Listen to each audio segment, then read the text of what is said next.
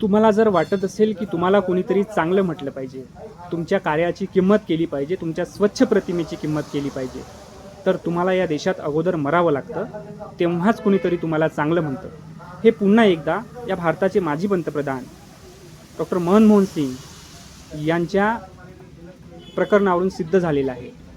मनमोहन सिंग यांचं निधन होऊन तब्बल 1.5 वर्ष झालेले आहे. गेल्या डिसेंबर 2024 त्यांचं निधन झालं आणि त्यांच्यावर कोळसा ब्लॉक वाटप प्रकरणात जे भ्रष्टाचाराचे आरोप करण्यात आले होते, त्या प्रकरणात त्यांना काल क्लीन चिट देण्यात आलेली आहे.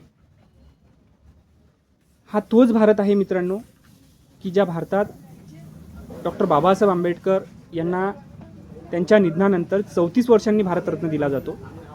परंतु सचिन तेंडुलकर आणि लता मंगेशकर यांनी आपल्या कलेच्या जोरावर अमाप संपत्ती कमावलेली असताना, या देशाच्या नावलौकिकासाठी त्यांचं शून्य योगदान असताना त्यांना मात्र जिवंतपणे भारतरत्न दिला जातो. आणि म्हणून तर म्हटलं जातं की सारे जहाँ से अच्छा हिंदुस्तान हमारा. हा भारत आहे मित्रांनो.